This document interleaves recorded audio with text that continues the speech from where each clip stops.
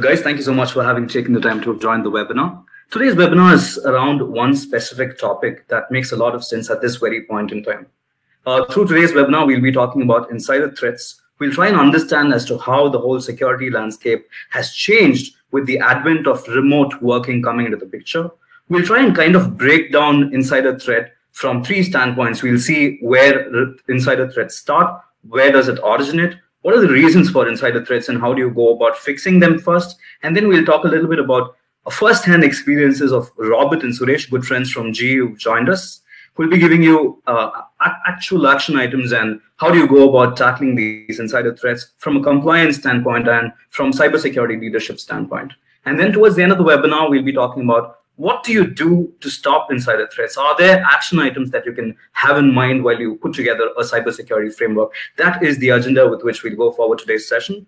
If you have questions coming your way, you can have those questions dropped on the chat as is whenever they come. We'll have the Q&A towards the end of the session. Wonderful. Getting into the session. So as we speak, there's this quantum shift with the whole cybersecurity landscape. The obvious thing that we've all noticed, we've been a part of, remote working. In fact, if I were to talk from personal experience, I've been working from home for the last 5 months, and we've got an organization of almost 8,000 employees. All of them are working from their home.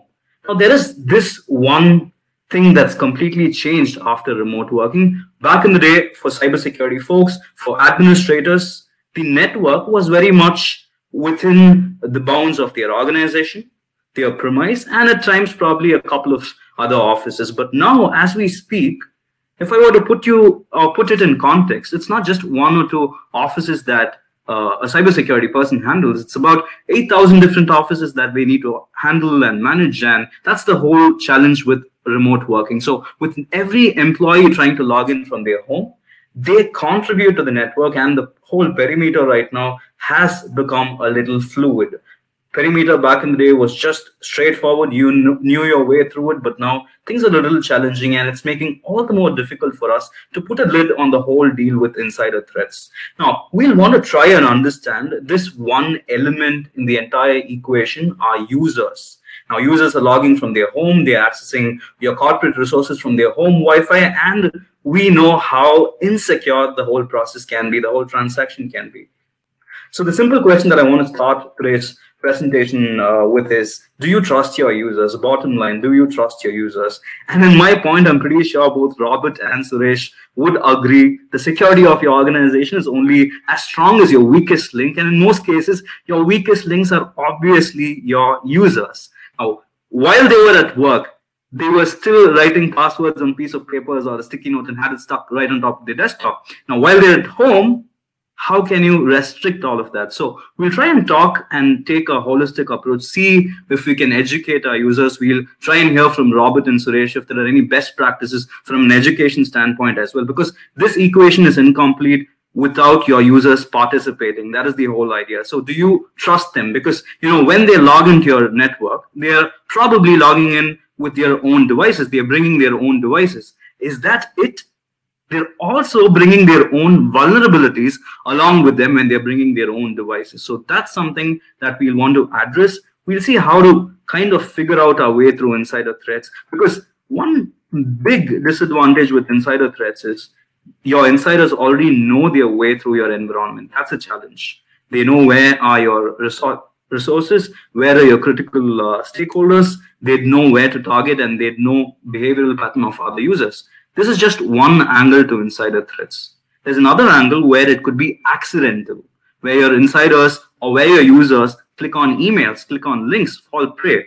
So attackers out there, both inside and outside, are waiting for that one window of opportunity. And as we keep tuning into the news, we keep hearing nothing but for attacks, compromises, ransomwares, all sorts of attacks happening as we speak. And it's all the more evident because Microsoft themselves, they came out a couple of while back, a month or two back, and then they put together this infographic. Now here, the infographic clearly states where does an attacker start, how do they go about the organization, what do they compromise, and what's the biggest trick right here?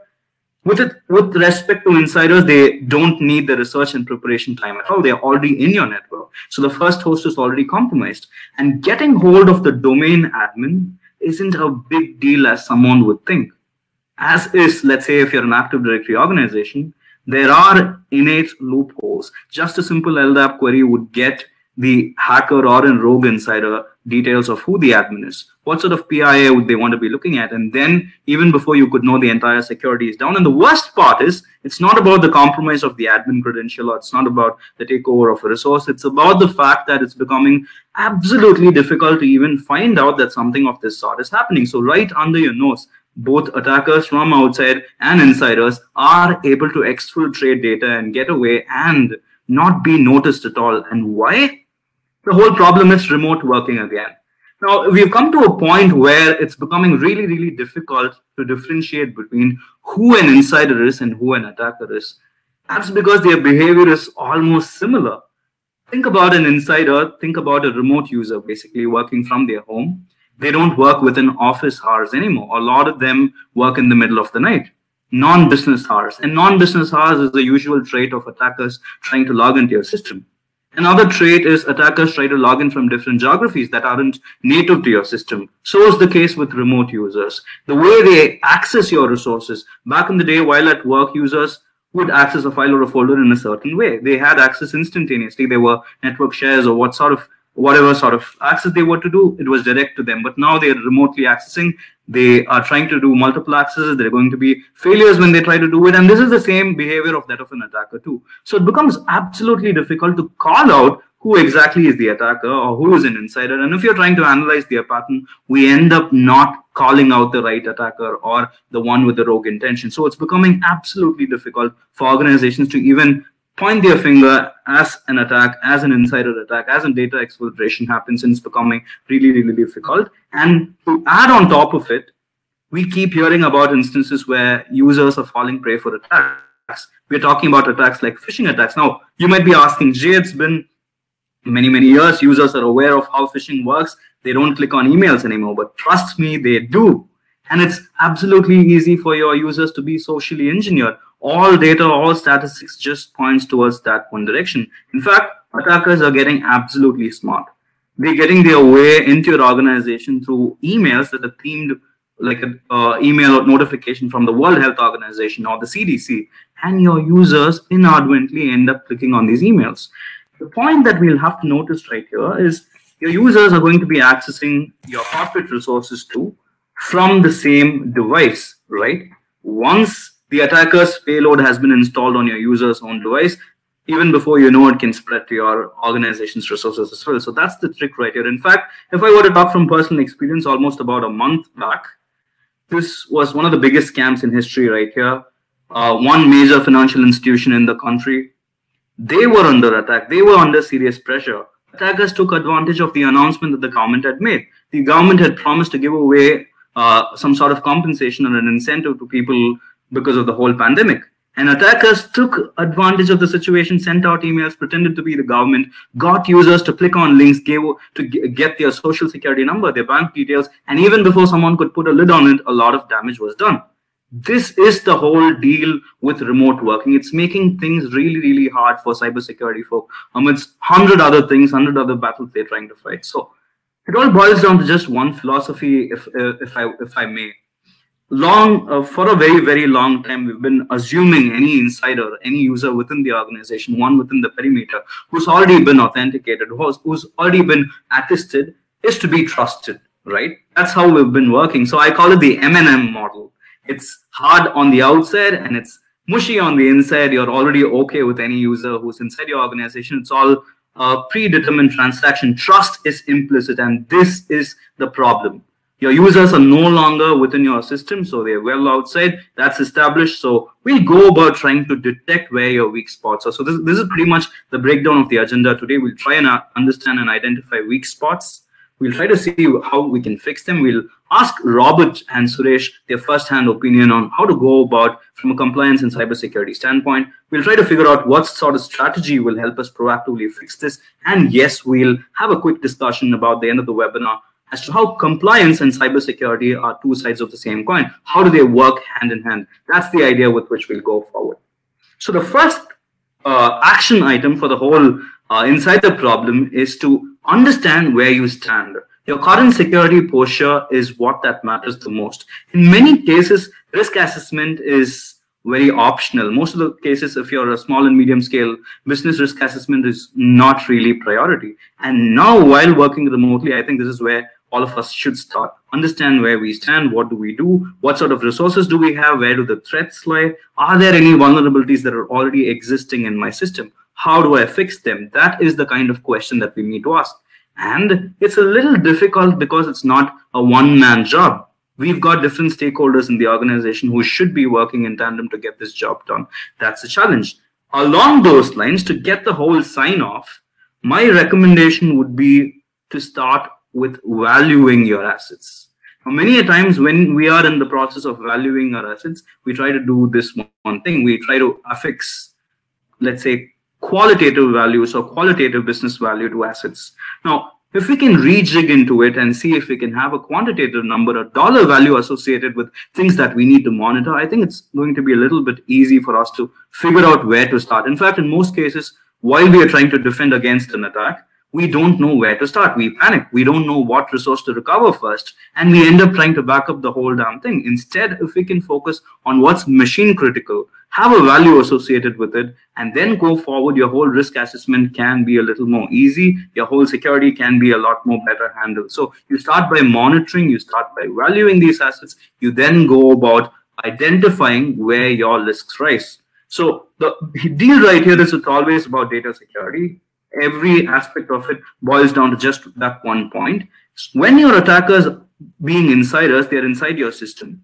They have a specific behavior, and these could be probably like the telltale signs that you can start with. So we've kind of understood how to value your assets. Now we'll try to kind of understand what sort of interaction do your insiders, who can be rogue, have with your resources. So a telltale sign to start with will be log-on behavior. Now that's a great place to start.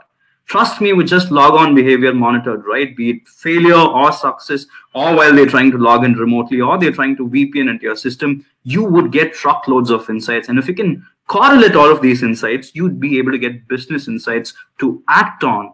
Let me probably break down an example. If you're talking about, let's say, a brute force attack would be repetitive logon failures followed by one successful logon within a short span of time. So if I had a clear tracking mechanism, that could tell me what is the story. That could point me towards the right direction. So start looking for signs inward. One such thing that you can look at is logon failure. The next obvious thing to look for is privilege changes that keep happening. Now, when insiders, they already have the privilege, they try to escalate to get more privileges. They try to extend their foothold so that they can, get access and start exfiltrating and cover their tracks. That's the kind of operation with which they work. So there are obvious changes and tracking that you'll obviously need to set, which is GPOs being altered, policies being altered, firewall rules being modified, VPN settings being altered, network configurations. All such are telltale signs. Any changes to those critical settings obviously mean that there's an attacker in the lurk, right? And a classic case is dormant accounts. Now, dormant accounts, again, if you see, are one of the biggest problems for organizations, and insiders want to take advantage of this if they're rogue. If they go, most of the time they go unnoticed. Most of the time it's really difficult to have a tab on them. Certain organizations clean them up well and good. That would be my recommendation too. At times it becomes difficult to really contain the whole, breadth of dormant accounts, and how do you figure out where they are and what sort of privileges do they have? Are they holding any privileges? So the easiest thing to do would be to do something called honeypotting. Try and figure out if you can get these dormant accounts and have them honeypotted or renamed so that an attacker or an insider will not be able to find where these accounts with privileges lie. Rather, have accounts configured with admin names that are lookalike accounts or decoy accounts or proxy accounts. When someone tries logging into them, you would obviously know that something's going wrong. So another quick example where to look for. So if dormant accounts become active all of a sudden, that's something that you should obviously be looking out for. And yes, any sort of unusual activity on your files and folders, easy giveaway. If there's sudden increase in the traction or volume, you'd know. Both velocity or quantity, you'd know. So is the case with account lockouts, a straightforward telltale sign that tells you what's going on. Multiple accounts being locked out, it means nothing but an attack. So we've kind of tried and understand a couple of weak spots in your network. we kind of looked at a few telltale signs. It makes sense for us to detect a pattern too. Most cases, it's pretty obvious. It's either the quantum, it's either the velocity with which they access, or the time of the day, or the location. But now it's becoming difficult because they're working remotely. So you'll have to try and go one step further and see if you can correlate multiple activities to spot threat. One obvious way attackers, once they are in your system, is they try to move laterally. They want to establish foothold. They want to get more access. They try and do small LDAP queries, and they get hold of multiple accounts. And even before you know, the domain admin is captured, the entire network security is down. So that's how quick it happens. And if you were to rightly recollect, the Microsoft infographic also pointed out the same. So when it comes to how an attacker progresses into your organization, this is the kill chain, so that you are able to identify where they are right now and stop them then and there. That's the idea. If it's an external attack, this is the whole flow. But if it's an insider attack, they're already in your system, and they start right here in the orange zone. They get hold of local privileges, compromise account, do a reconnaissance, see if they can start exfiltrating data, get hold of domain, get the whole domain compromised. That's how they go forward. So it is quite obvious that we will have to have a tab on user activity. And when we go about doing this, it'll make sense for us to get some first-hand insights. So what I'm going to do is I'm going to quickly pass the baton to Robert and Suresh to take this question.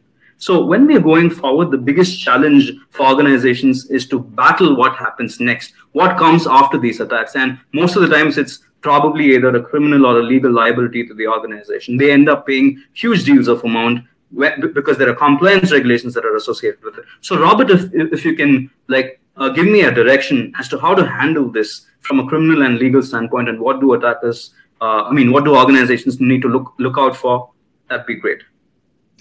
Yeah, sure, no problem. So when the hackers come in and do their thing, they're really after most likely data. And those data breaches, there are often liabilities, criminal and civil, that are attached to those data breaches. In some jurisdictions, it can even go to criminal charges. So it's not just a fine, but some people can look at jail time. Now, in that data breach, that data can be personal identifiable information. So it comes under jurisdictions like the GDPR, for example, that I'm sure everyone has heard of. Or it can be IP loss, drawings, control programs, confidential manuals, things like that. So, I'll give you an example of a country whose data laws criminalize some of the data breaches. So in the Middle East, there's a country called Bahrain, and data breaches can bring up to a year in prison for the responsible people, depending on the type of data that was lost. The potential liabilities are huge. If you think of, GDPR, for example, the fines that can be levied for the loss of personally identifiable information and not having a proper stewardship can be 10 million euros or 2% of your annual turnover. It's a company killer. Not to mention some of the reputational damage, right? Because in many jurisdictions, there is a forced notification of the customers or individuals that are affected. So that includes your own employees as well as customers. I mean, it is something that everybody needs to have on the radar screen. And if you don't, you're absolutely playing with fire. An ounce of prevention really is worth a pound of cure, as they say in this case. Absolutely. Absolutely. So,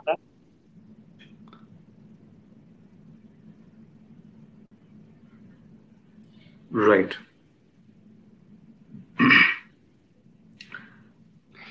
So along those lines, one other thing I would add is, when you think about the program, yes, you design it to protect against malicious activity, right?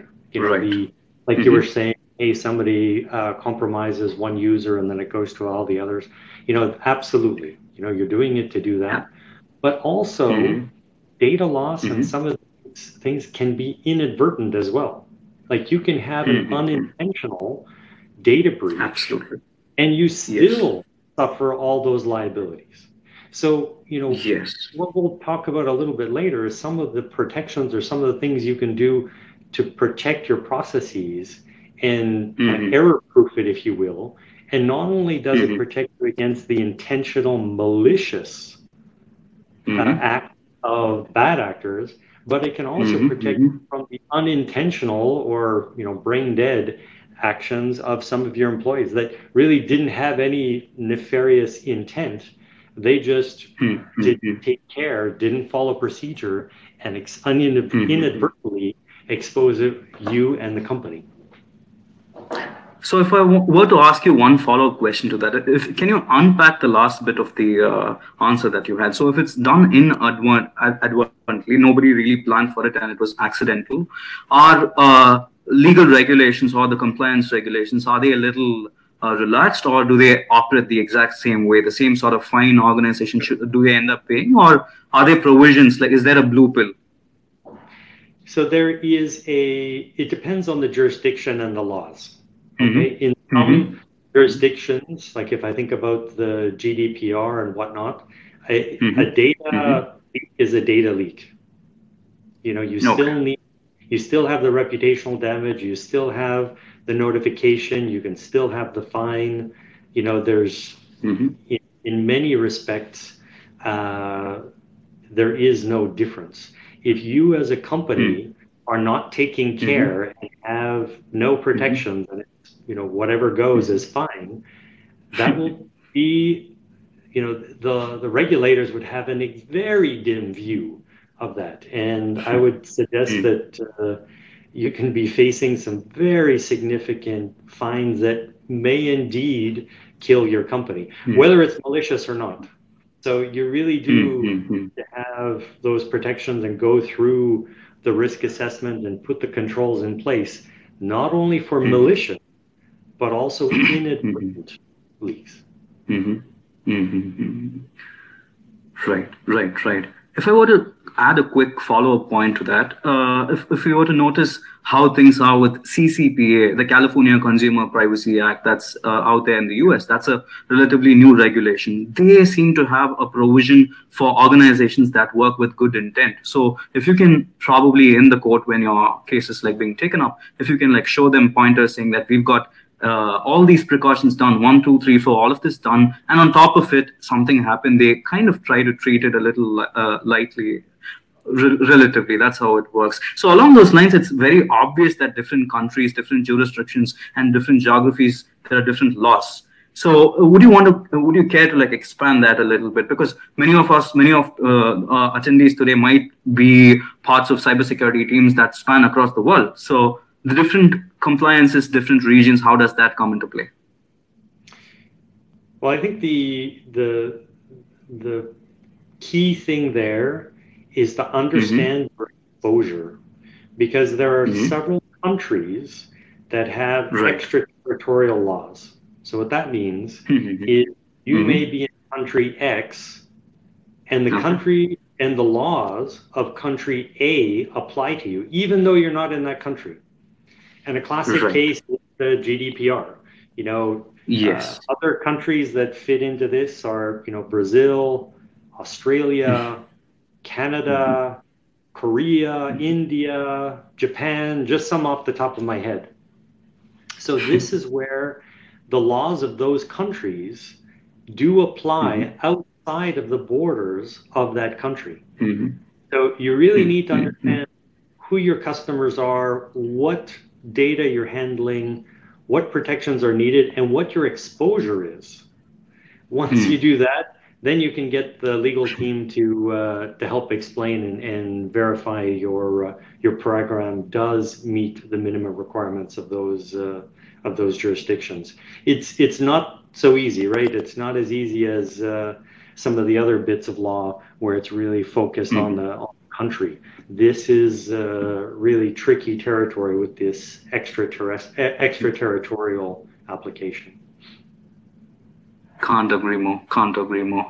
So probably what would make sense is towards the end of the webinar, I'll try and walk them through the NIST cybersecurity framework. NIST, they've been out there for almost about 100 years, and then they keep giving away best practices and guidelines. In my personal opinion, I work with many organizations, and I've found NIST, the whole verbiage to be very straightforward. Probably let me try and unpack that bit also towards the end so that people can get a fair sense, irrespective of which geography. I think that get them started in the right.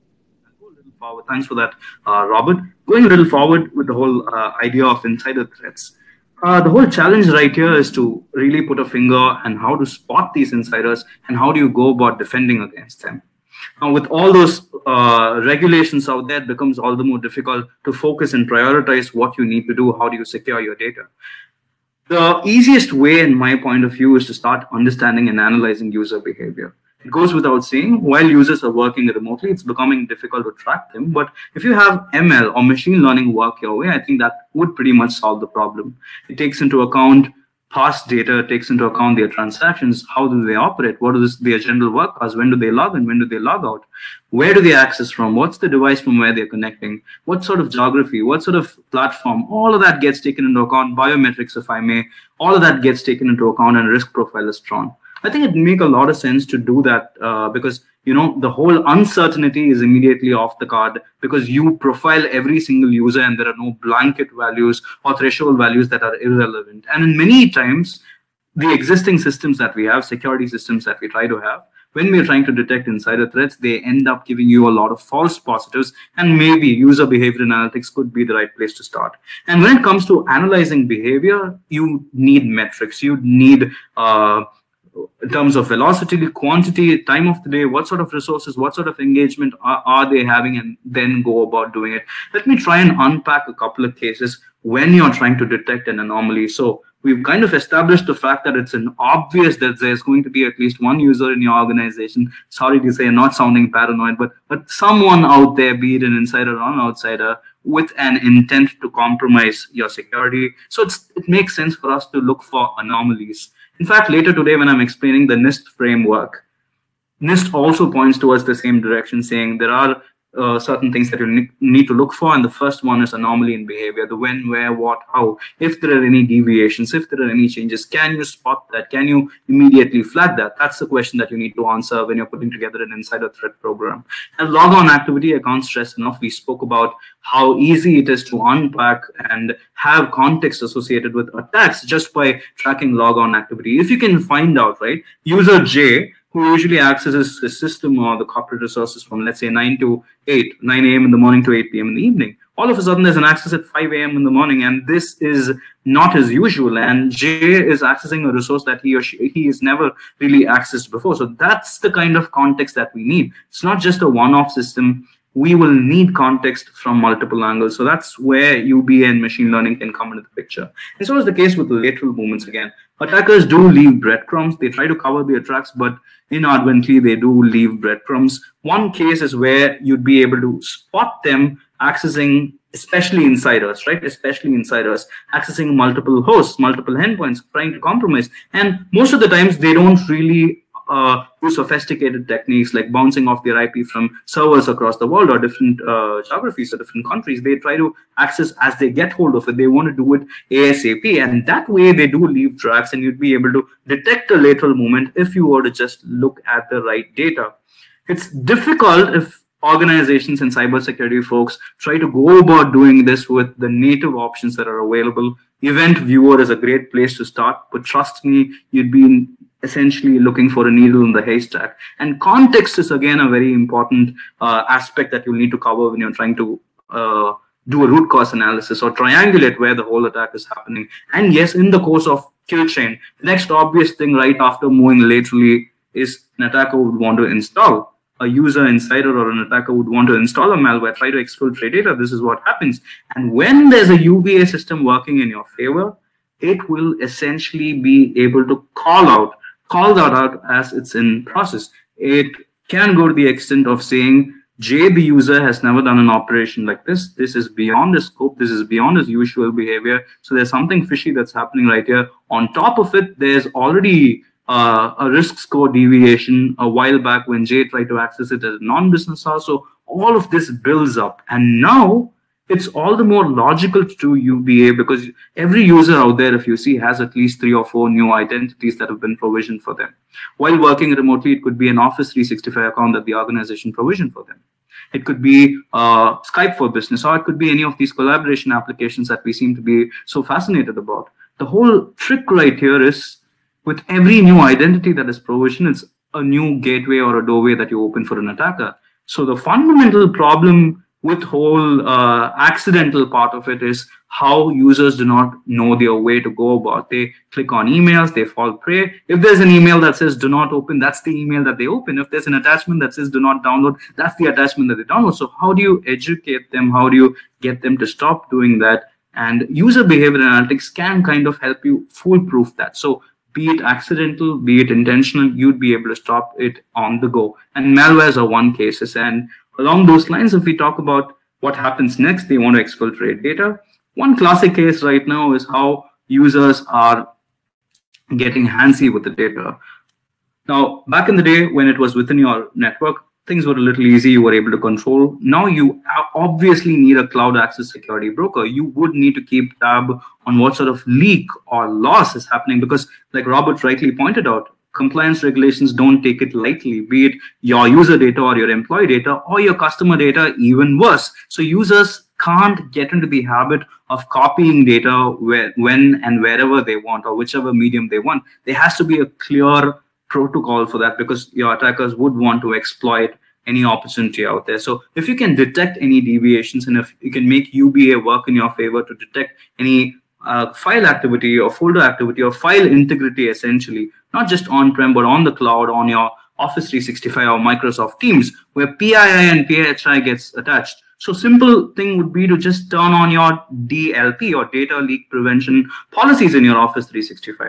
And it's a little saddening to know that a lot of us who've just fast-tracked into Office 365 are becoming victims. In fact, if I rightly recollect, about a month back, the Department of Homeland Security, they had to step in to give away best practices for someone who's migrating into Office 365. So business email compromise are easy as that. And attackers have that advantage. And if it's an insider, they know their way through and it becomes all the more easy and they get away without a problem. So we will need to try and spot any sort of data breach that happens. Having practices like DLP laws done right, having auditing done right, having a file integrity monitoring in place would make a lot of sense. And UBA does make all of this easy.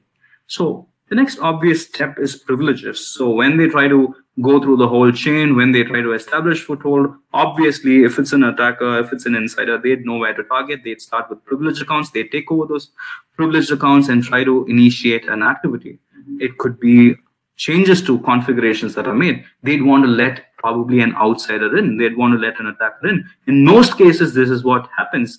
Espionage happens this way. So they try to get someone from outside or get them some sort of access. They increase privilege. They create new accounts. They make modifications. You will need to be able to keep a tab on this. Right here, again, I'd want to just remind, we were talking about dominant accounts with privileges. So if you had UBA in place, you'd be able to quickly spot someone, some activity that is random or anomalous that's going on in these accounts. And yes, obviously, any account with privilege, they essentially have the keys to the kingdom. If there are deviations in behavior, a normal admin account, if it's compromised, you'd immediately need to be able to respond. You'd need to have factors that point you in that direction saying, this isn't an usual login, especially if it's an admin account, one with privilege, you'd need to be able to stop that. Why all this?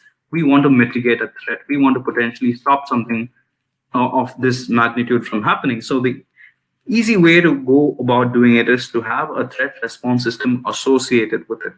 Now, you can't be out there available 24/7 firefighting. That's definitely going to be a challenge. And attackers, they try to pry when nobody is around. So if your system can be smart enough to weed out all the false positives and just focus on these anomalies that I just gave you examples of, it can automatically initiate at least a first aid or a first response to any of these attacks and try to stop them from progressing. So One easy way to do it is to have a mitigation system or a threat response system that can execute basic commands that can stop or contain the damage as much as possible. If it's a ransomware, your system can detect, because there are going to be file changes that are happening.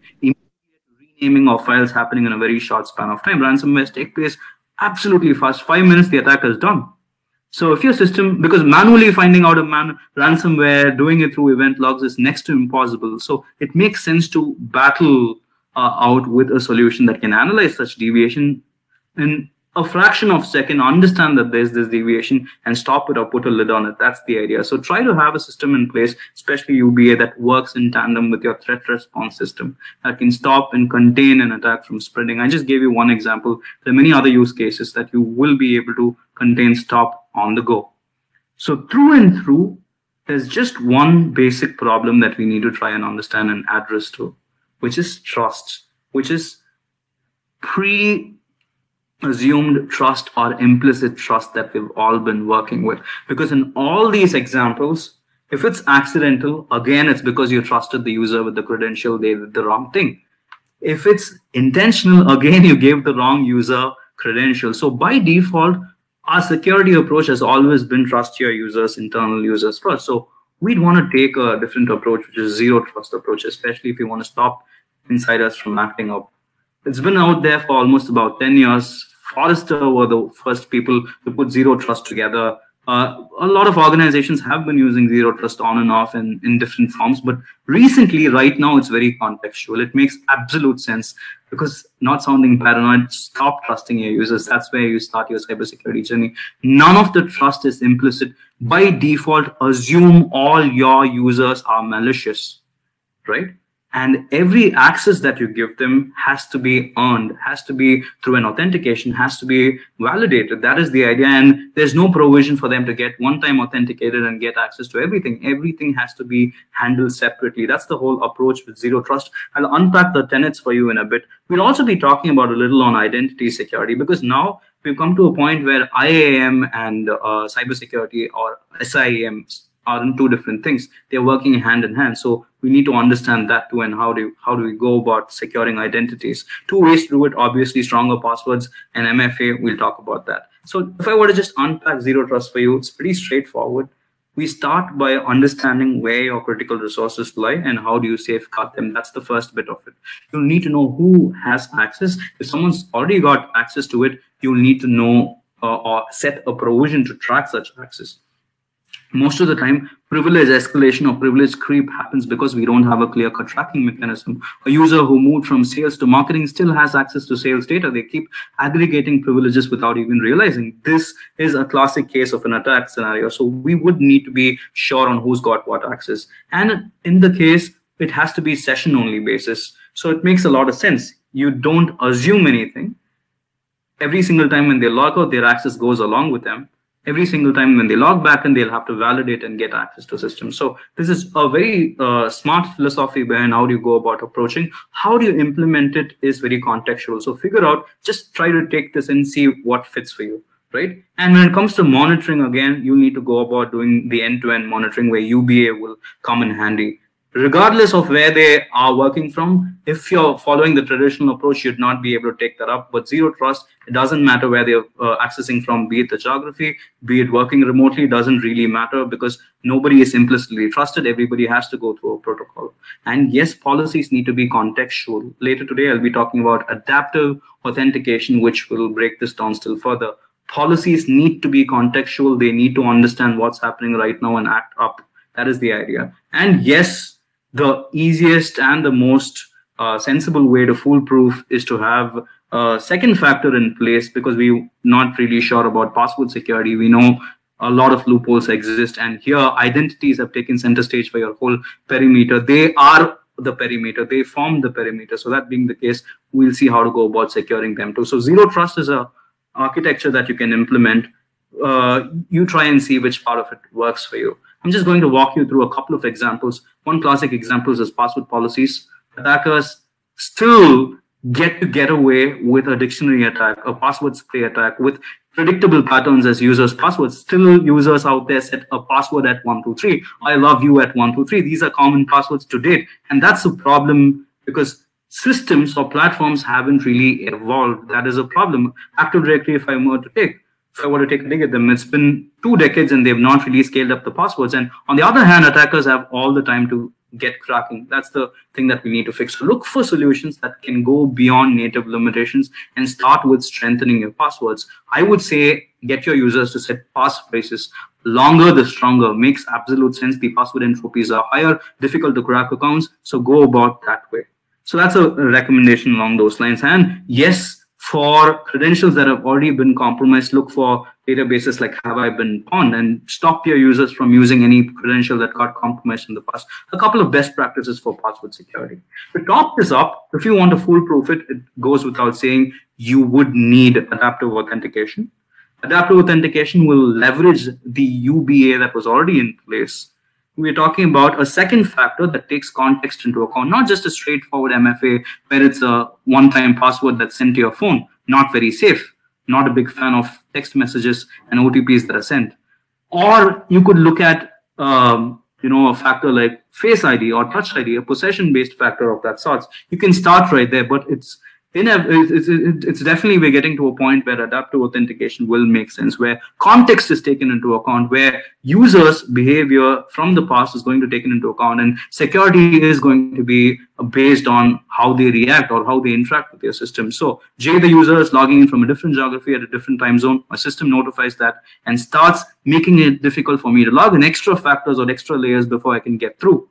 It makes it easy for your users, on the other hand, if they already have the right risk score, makes their experience effortless because we keep hearing about a password-less future for identities. This could be a place to start because this is going to essentially solve the problem of insiders trying to compromise credentials and take over credentials. Insiders, if they try to get away with an admin credential, they are going to be stopped because there's going to be a second layer, a possession factor mostly, or an adaptive factor mostly, that isn't going to let them go any further. So you stop an insider threat at bay. That is the idea with which we want to go forward. And through, when you're trying to protect, you need a response mechanism too.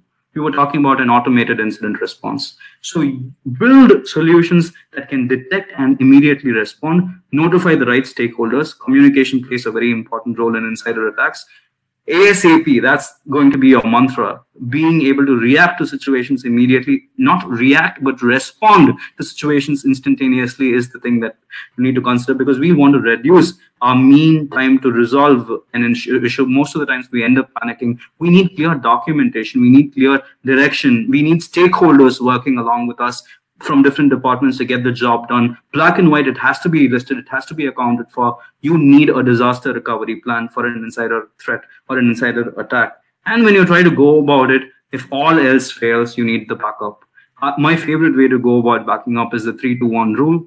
3 copies of data, 2 of them stored in different physical media, 1 of them stored in an offsite, maybe a different geography, even better. But if your regulations don't let you, don't worry, have it stored on the cloud. So do look for ways to have a 360-degree approach. If all else fails, insider attacks are bound to happen. If you try and have these practices in place, you reduce your chance, but do have a backup. I'll try and sum up whatever we spoke so far. We started with the whole identification process. Where are your critical assets? What do you do about these critical assets? How do you look out for those telltale signs? What sort of deviation in behavior do you look out for? That's the first part of the identification that we went about speaking about. When it came to protection, we were talking about a little bit about access security. Who gets what access? They don't get access ahead of time. It has to be certified. Access certification reviews need to happen. Another point for you. And all of this is around data security. How do you maintain? How do you protect? How do you communicate? That's about protection. When it comes to detection, user behavior analytics comes into the picture. How do you detect an anomaly? How do you detect a deviation? Can you detect and respond, which is the next obvious course of action? Your threat intelligence and your threat response. So you try to communicate the right stakeholders, you get your system to do the first-hand measure, you stop that attacker from going any further, especially if it's an insider, you call them out, you stop them from propagating any further, you analyze, you take your time, find out what went wrong, and then you try to mitigate the whole risk. You can stop them as is when they are in the process of trying to exfiltrate data. You have systems that can understand file integrity. If there are deviations in data, anything fishy going on, someone trying to copy, delete, or meddle with your data, you would know you'll be able to respond immediately. And the last part of it is, obviously, if all else fails while an insider attack, you want to get your system back on track ASAP, get back on foot ASAP. Business continuity is pretty important. Like Robert rightly pointed out, these attacks can be company killers, not just the money part of it, not just the ransom part of it or the fine part of it that is associated. Your business will lose reputation. For them to be able to get back on foot is going to be really difficult. So have a clear-cut disaster recovery plan. Know your right stakeholders, see who's going to be involved. And the most important stakeholder of all is your users. So now I want to quickly pass the baton to Suresh to talk about how employee education is very, very important. How do you get them trained to do the right thing? Suresh, over to you. Yeah, thank you, Jay. By the way, I'm a very big fan of the NIST framework which you just spoke about. Makes two of us. Yes. So now coming to the question about the effectiveness of education and training, from my perspective, this is one of the most important part of the entire cyber risk insider threat training and implementation. Now, according to Ponemon Institute, around 35% of the issues happen because of a careless employee or a negligent contractor. So if we can target that subset of people, we are stopping a good 35%. So that's something which I always have in my mind when we try to get these programs up and running. Now, talking about malicious insiders. When I'm talking about malicious insiders, what they try to exploit is basically business process vulnerabilities, as including the technical vulnerabilities. Now, talking about these factors. Yeah, hello. Yep. I can hear you. Yeah. Okay. So with regards to with malicious insiders, so from the main important thing where they feel that these factors are about weak policy, poorly followed processes, and lack of training. So if we can get more emphasis on these aspects, that's great. From a GE perspective, we have a lot of emphasis on internal culture, ethics. So these things play a very big role in propagating this knowledge across all the employees. Now, what we also do is we encourage employees to identify potential insiders by, we all have a suspicious reporting channel where people can report anything via phone. So that should not be a problem. So one important point out here, which I want to make is, I'm sure we all have seen the ad where there are two people trying to fight, and then this guy referee is saying, in this corner we have firewalls, encryption, antivirus software, and in this corner we have human error. So this is this is the accidental insider which I'm talking about, and that is why this phishing simulation, educating users on the risk to the organization, is very important. So I just want to end it that it's something most important, including the technical part of the implementation. Makes a lot of sense. I can't agree more. But I've worked with a lot of organizations. My whole point is the friction that is there when it comes to training.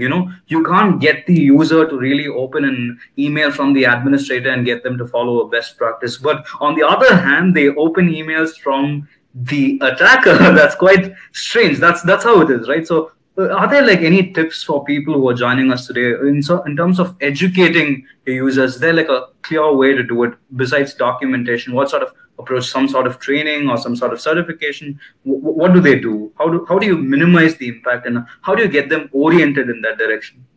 Yeah, the first thing is to have a good baseline training for all the employees who join your organization.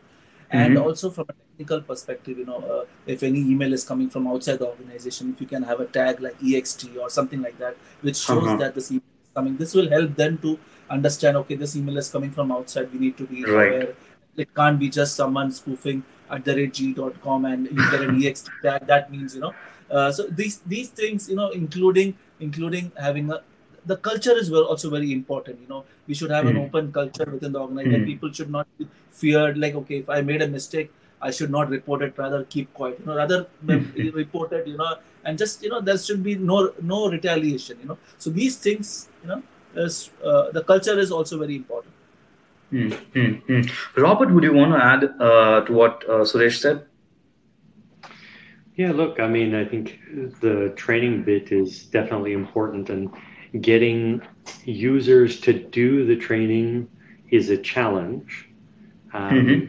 You can mandate it and follow it up, but it does take a lot of time. A bigger challenge is actually retention, right? Getting the users to retain the lessons. So, I think that there's a good synergy there between the compliance side of the house, which also has to do some training and teaching, and cybersecurity. I think you need to fold that into the training plan for your employees. Which happens to be my next question. I just want to second what Suresh said regarding the new employee orientation. Right? I think that is a golden time, right? When an employee joins your orientation, if you sit them down within the first few days, say, right, here are the things that are really important in our company. I guarantee you have their full attention, right? They just joined the company. They want to have a good experience. They want to impress. All right, give it to me. And the retention is actually pretty good in the new employee orientation sessions. So I would, wholeheartedly second Suresh's point about new employee orientations in really underlining the cybersecurity, and then of course following it up with the tests. And when somebody fails, you let them know. Can't agree more. Can't agree more. One quick tip for administrators joining today. So right about where you start, the employees start their journey. It's important that we don't give them the same password, not like a password at 123 or the org at 123. Common passwords for the users joining on day one is a big problem. And then we've been trying to handle that for quite some time. For some reason, many organizations out there still do that. Educating employees that way, giving them the right precedent, showing them that random passwords are pretty important, showing them that strong passwords are pretty important would make sense, or a good start for education. Thanks for that point, Robert. I'll go a little further. We're talking about users as stakeholders, but we also have critical business stakeholders from different departments, not just IT. We have other stakeholders too. Or for that matter, if I were to still be granular, we have compliance that works hand in hand with cybersecurity. So Suresh, if you were to break down stakeholders for me, and how do you get them to sign off, and how do you build like an entire threat program? How does it happen in GE? Okay, from my perspective, every department is a stakeholder in this. So when you talk about legal and talk about compliance, we work closely together. Talk about finance, talk about corporate physical security, talk about any department. Even let's talk about procurement, where it is all about vendor due diligence. That also forms an important parameter when you talk about the critical stakeholders. So be it HR, which helps you to do vendor screening, employee screening, and public relations, communications team. Even the external communication also forms a good part of the critical stakeholder. So from my perspective, everyone is a stakeholder. But if you ask me about the key stakeholders, it would be, of course, compliance, and including the physical security and HR. I think those are the key stakeholders. But if you ask me, it's all of them are the stakeholders. Right. From just getting a little more deeper, would you want to brief anything about insider threat programs? Are there like any aspects of it where stakeholders come into the picture? Obviously, cybersecurity folks come in, but are there any sort of preventions or some sort of direction that you give from a stakeholder and an insider threat? Can we like piece that together? Is that possible? Can you repeat the question? Yeah. So it's not just about cybersecurity folks. Since the agenda today is insider threat programs, right? Are there any other stakeholders, especially for insider threats? Is that a question even? Would you care to expand on that? Okay, sure. So let's take our department, which is cybersecurity. Right. So it includes, so we need to have a good forensics team, which is an important part of it, which includes evidence gathering, impact assessment, remediation, etc. Now let's talk about HR. Now HR would be one of the primary factors. What they do is policy making and awareness building, and also the employee screening, which I talked to you about. So these, from an insider threat perspective, I think, and compliance, of course. The compliance is the one department which gets into the culture building part of it. Like for example, in GE, as I told you before, we have a culture of open reporting. You can if you find anything suspicious, report it, and all these parameters form a good part of insider threat program. Okay. So even for example, the legal looking at the legal part of it. Now look at the legal department. Imagine if there is a breach which has passed, has happened. You need to connect with the local enforcement agencies, the regulators, and what is the response. If there is a litigation, what you do. So it's like a complete. It's like an engine which works. So all these departments are the people who are responsible for having a good insider threat program in place. I think that's a very valid point right there. We keep circling back to just one thing, which is culture. And I think it has to be top down. Many instances, people who are working in the trenches, people who are actually hands-on about it, and people who are making the decisions, there's some sort of like communication gap, or the direction is different. I think it's all about getting the right culture in, and like Robert pointed out, to getting it done right from day one. Wonderful. Very valid points made right there. I'll quickly move to the next part of the session, where you try and help me understand how does compliance and cybersecurity leadership, how do they work in tandem together? Robert, would you want to take that? Yeah, let me first start. The reason why I believe these two are very closely aligned is they have the same similar type of goal. Right? It's very difficult to rock up to the C-suite and say, hey, I need a bunch of money to do cybersecurity, or I need a bunch of money to do compliance because it's the right thing. It doesn't get very far. So, I do think you need to have that close collaboration, because you need to sell, if I can use that word, the reason why it's important. Why should someone in the C-suite care?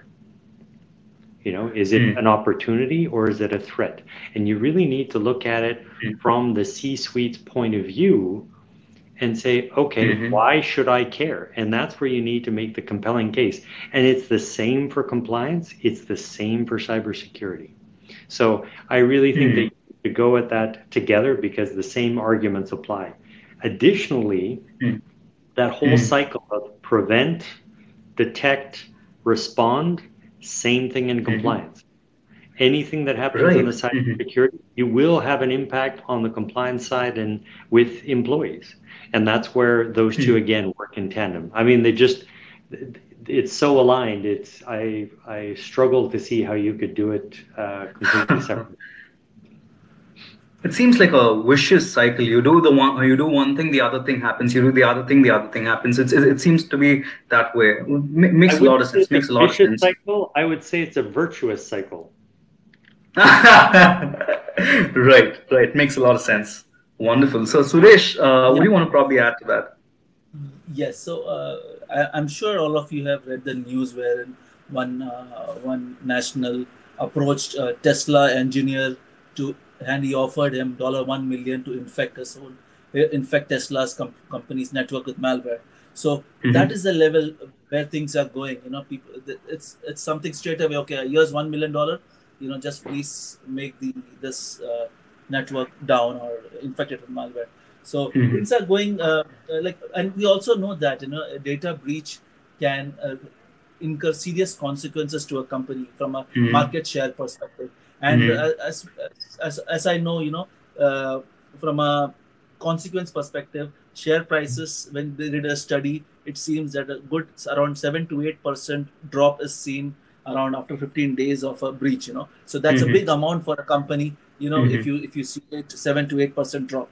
So so cybersecurity is something which I'm sure the board everyone knows about this, and they're pretty serious. Lovely. boils down to getting all of them to sign off and be working together towards one common goal. Like both Robert and Suresh pointed out, it's about the synergy and it makes a lot of sense. Guys, thank you so much, both Robert and Suresh, for all those valuable insights that you've shared. I'm pretty sure attendees have got like a lot of insights and they want to like go back and apply them, try see how it fits in the organization. What I'm going to do is I'm going to leave my email address on the chat. We are past time, so I'm going to try and get you guys to send me your questions and we'll take your questions over email. Lovely, guys. Thank you so much for taking the time. Robert, Suresh, I can't thank you enough. Thank you so much, guys. Thank you. Jay. See you next time. Bye now. Bye. Bye-bye, guys. Bye. Thanks. And just to echo what Jay has said there, thank you all for joining us. Unfortunately, we are out of time, but thank you everyone for your participation.